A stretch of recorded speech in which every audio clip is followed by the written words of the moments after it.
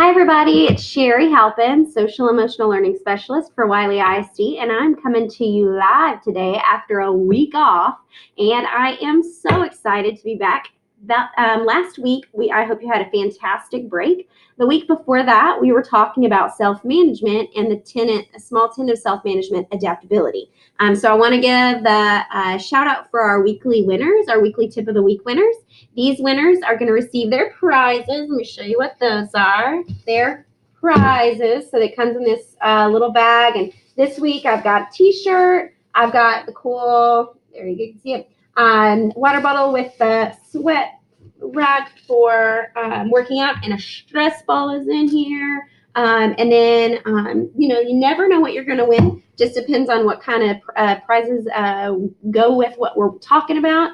With adaptability, I just put in a lot of stuff that helps us while we're on the go. This week, we're going to talk about the last tenet of self-management, which is organization. But first, let me tell you the prize winners from last week.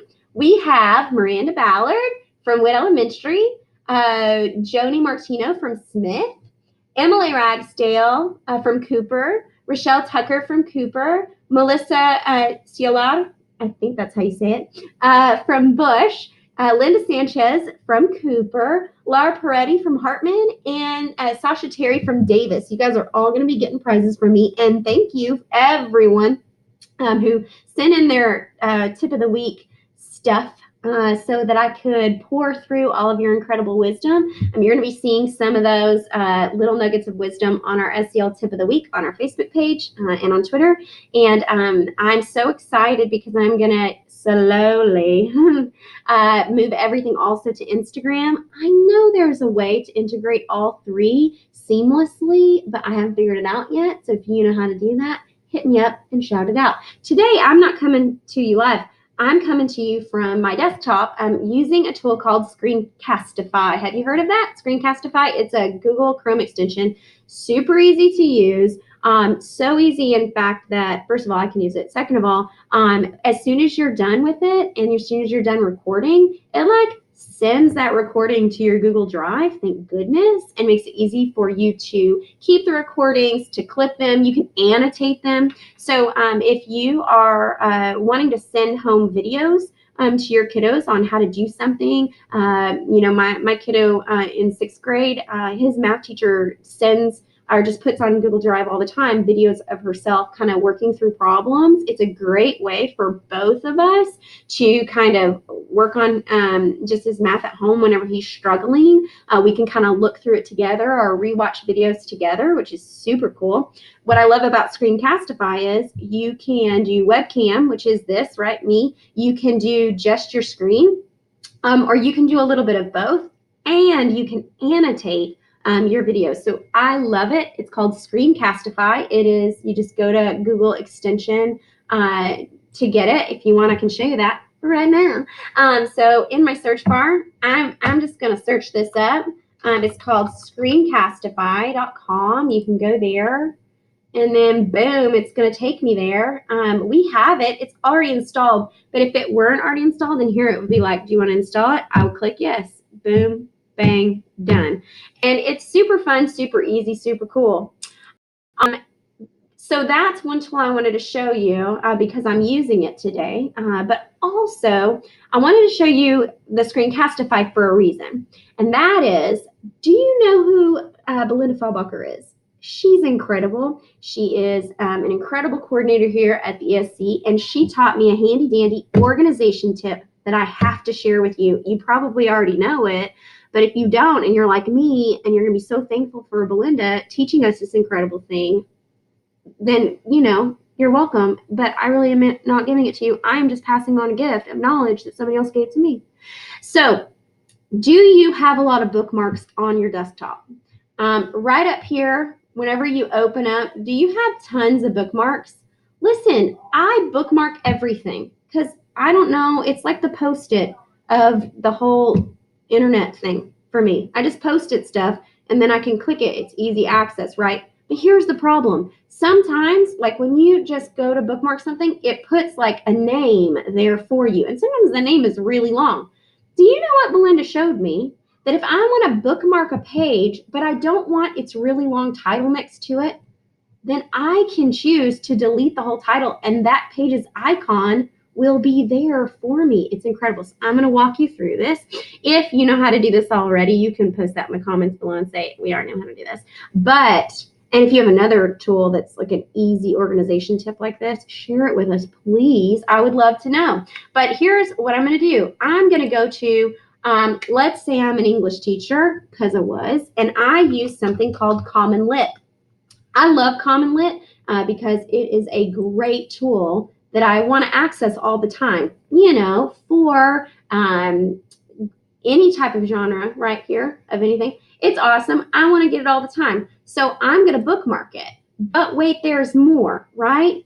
I'm going to bookmark it, but I don't want this big, long title because that is going to get in the way of having other bookmarks. And as I said, I enjoy bookmarking a whole bunch.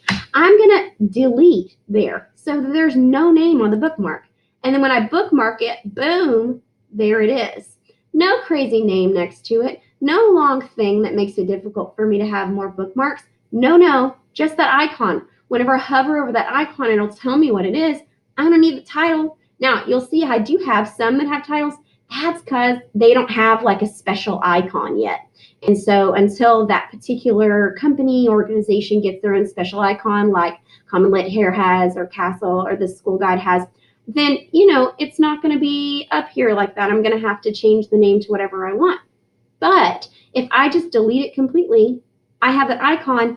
Think of how many more bookmarks I can have here that are just my everyday tools that I access. And then if there are some that I don't want anymore, something I'm not interested in, I'll just delete it and make more room. But how cool is that?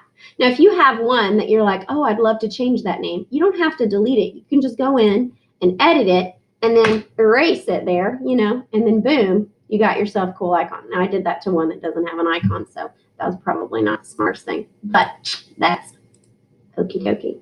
So that's just one organization tip that I learned from Belinda, who is brilliant at organization. Do you have somebody on your campus, or maybe it's you, who's really great at organization? You may not realize, those of you who are incredible at it, that there are some of us who need help, because organization is one of those executive functioning tools that is like that skill set that we have not mastered, and we need your help. It's not just something like you're like just naturally good at or naturally not good at, and then there's nothing you can do about it. You just say, oh, I'm just a scatterbrain, that's the end of it. No, it's a skill. SEL teaches us that it's a skill that we can work on. If you have kids at home who also struggle, like me and like mine, with organization, you guys can start working on that together and developing tools in your family that help make sense for you. For our family, we don't make any sense in the world if we don't have like a calendar, a family calendar. And I know some of you guys are really tech savvy and you share Google calendars and what have you. We have to have an expo marker calendar right by the garage door so that we all look at it before we leave, so we know who's going where today. That's how we work. So developing that over time, though, I feel like it takes a lot of time for families to determine like what works best for everybody, especially as our kids grow and change. But our kids add to the calendar because we don't always know important dates that are coming up in their lives. So when my daughter, who's 8, has a friend who has a birthday and she knows it's coming up, she'll write that birthday down so that she remembers it, and so that, it's something that we show in the family is important to us. Because if it's her friend and it's important to her, then it's important to me too. So it validates the things that are important and keeps all of that organized and helps our kids develop a habit of organization. So I just gave you Belinda's cool tip of organization here for digital stuff. And I'm using Screencastify, which if you want to learn more about how to use it, I can totally walk through it with you. And I got to talk about my cool winnings of the people who did the SEL tip of the week. This week's SEL tip of the week is all about organization. And I can't wait to walk through some of those tenets with you. So I'll see you tomorrow, and we'll walk through some of the greatest tips of organization that I found out there. And there's a lot of them. I hope you have a fantastic day. We're going to see if I can stop this thing without having to look everywhere. Goodbye.